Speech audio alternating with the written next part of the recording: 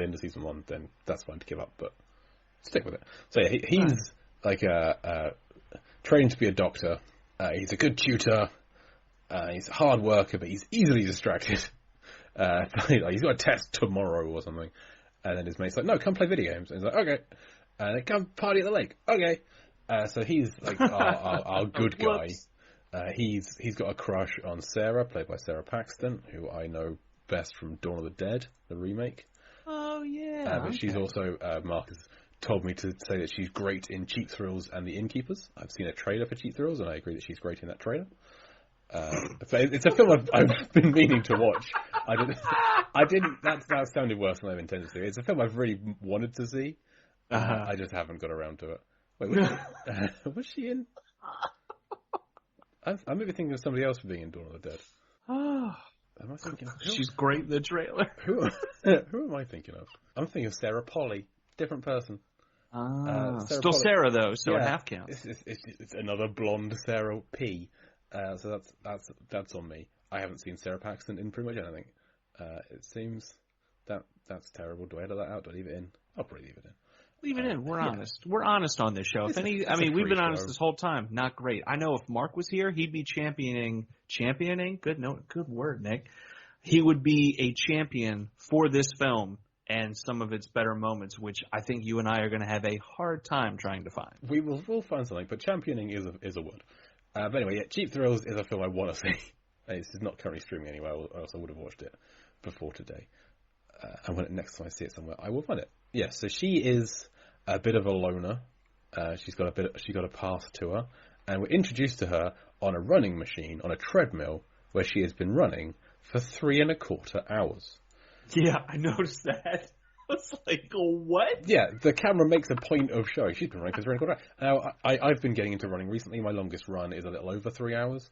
Congrats. But I'm not good at running. I've had shin splints twice this year because I don't know how to take care of myself. And I'm overweight. But that's why I run. It's a cycle. I run. I'm overweight. I run. It hurts my legs. I can't run. I get fatter. And so it continues.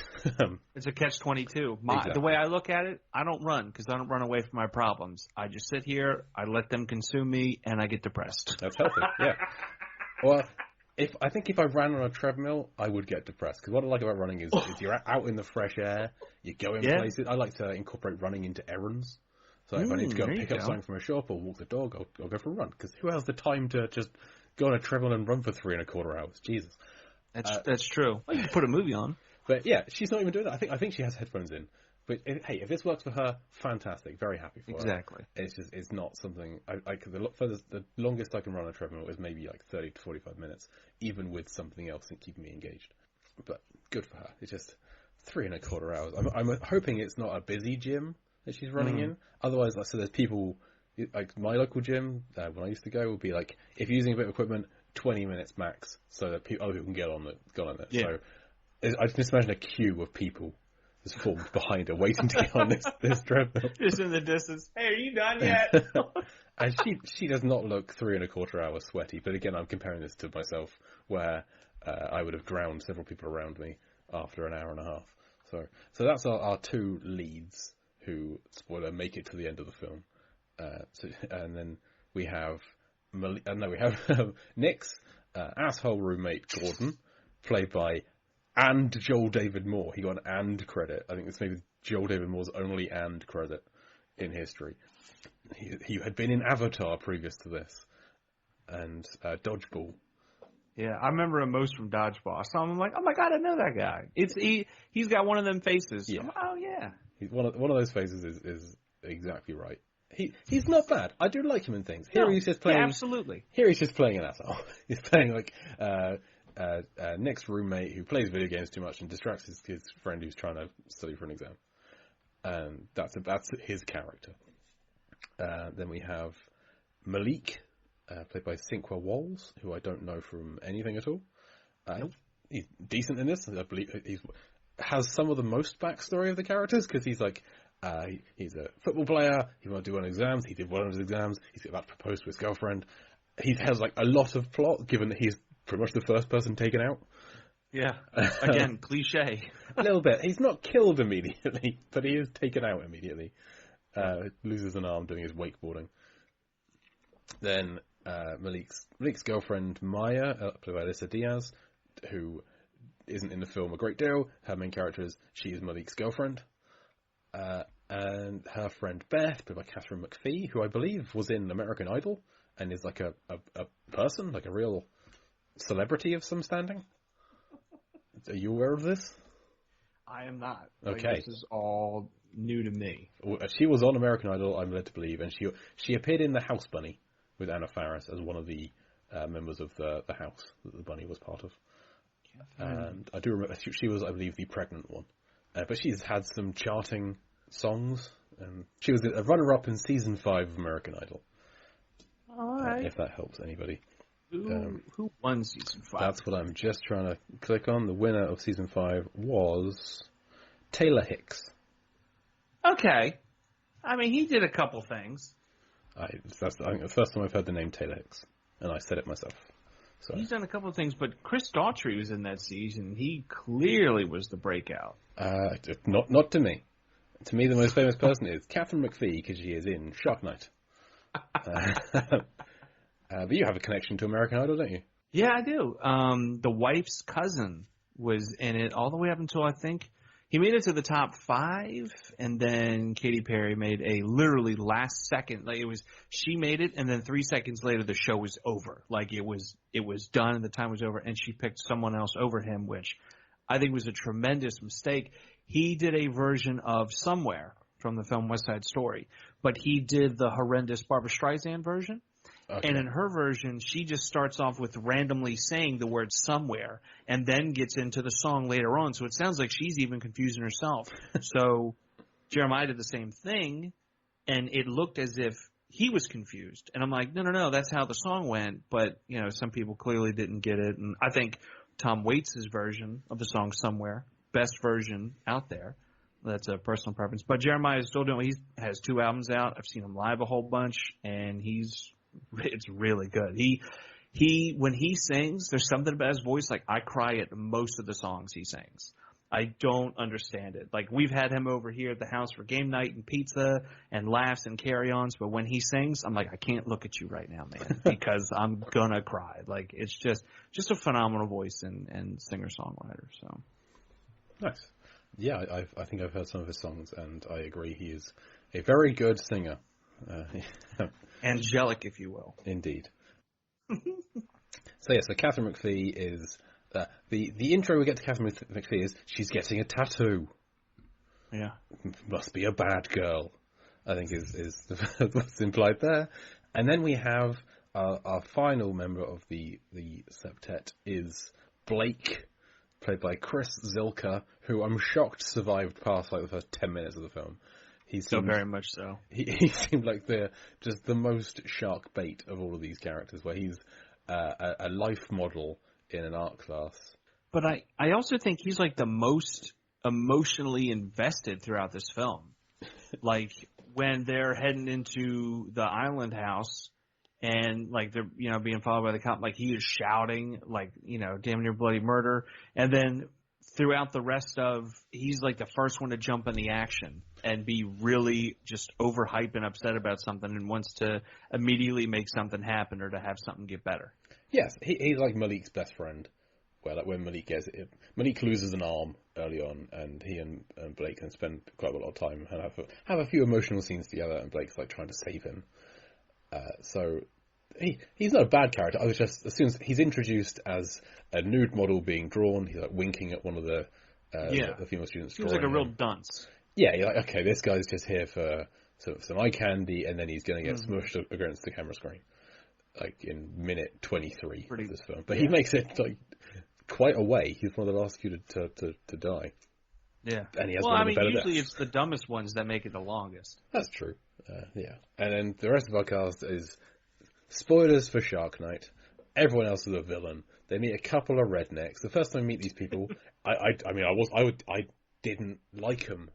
So I don't know what it was about them, about these kind of racist hicks that we meet who are just awful in every conceivable way. Immediately, not even like a slow gradual build or like a subtle, just in your face. I'm like, this is a lot right now, man. Come on, like, be subtle, do something, make you know what I mean? Make me hate you a little bit more in how you do it, not just immediate blatant hate out the gate. That's like, oh, okay, this guy. And if one of them, Red is his name, Joshua Leonard is the actor, has filed his teeth down to points just for extra stereotypes. And then Dennis is Chris Carmack from the OC. Did you ever watch the OC? Never watched the OC. Okay. I'm aware of what it was. I know, Adam Brody? Adam Brody, yes. There he is. Yeah, I know him, and that's it.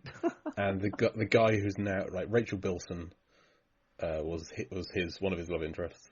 And then the guy who was on Gotham, I think. He played the Gary Oldman character in Gotham. The young Gary Oldman. Jim, what's his face? Jim Gordon. Jim Gordon, thank you. My brain is all over the place today. Hey, you're all right. I really like Batman. I should know the name of Jim Gordon. But anyway, you'll get him next time. Chris Carmack played Luke Ward in the OC, who was like an antagonist in the first season. I didn't really watch beyond the first season. I didn't care enough. But yeah, he's again playing an antagonist in this one. If you were to ask him, he would say he had a horrendously scarred, disfigured face. It's more like a bad rash. Yeah, it's fine. He's fine. Yeah, we find out later in the film, he and Sarah, when they were younger, had a bit of an incident where he was a diving instructor, Sarah was drowning, he didn't help her. She managed to somehow fight for life, get out, and then accidentally drove a boat over him.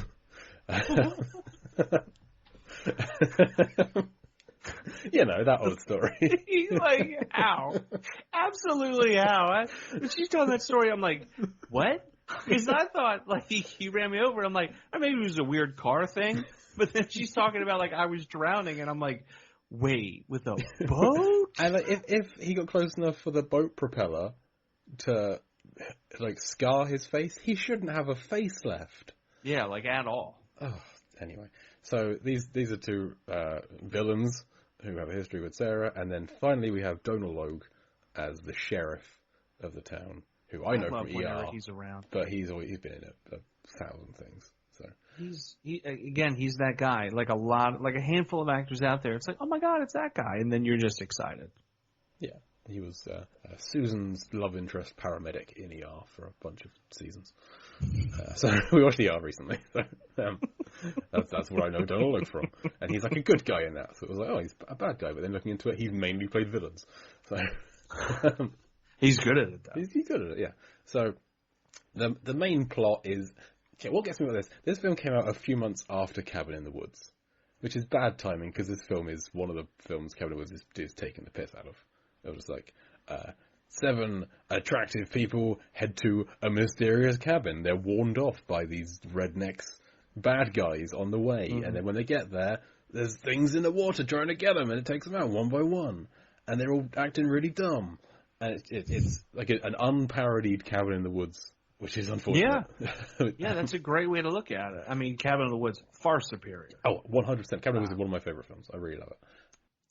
It's the craziest thing. I remember the French Show Sunday gang was like, we're going to see this. I'm like, I don't really, because we had just seen the trailer, and the trailer does a very good job of presenting the film. And I'm like, God, this isn't me. I don't want to see it. But then, the film starts to unfold, and I got very excited. It's got a really great cast, and it's one of the films I revisit at least once a year because of how just fun it is. Yeah, it's phenomenal. So it's kind of bad timing that this comes out just after the whole genre has been pastiched so well. But it follows that plot of, they arrive, everything's fun. We get some more ogling where Beth and Maya change bikinis together. Oh, this is after the scene where they stop on the way at the gas station. Maya and Sarah, or Beth and Sarah, because Maya's being outside being racially abused by the rednecks. Again, I had a bad feeling about these guys. I don't know what it was. So Beth and Sarah go to the toilet together and just pee in front of each other. Fine. I don't know if this. I've only ever known this happen in films. I've never been in a group situation where all the women go to the bathroom together. It happens in films and TV shows all the time, but fine. So yeah, they just decide, hey, Beth and Maya, let's just get changed together. Let's have a bikini changing party in our room. Fine. for like way too long a time. Like, Right. we get it. You know what's interesting too for that scene, if I'm remembering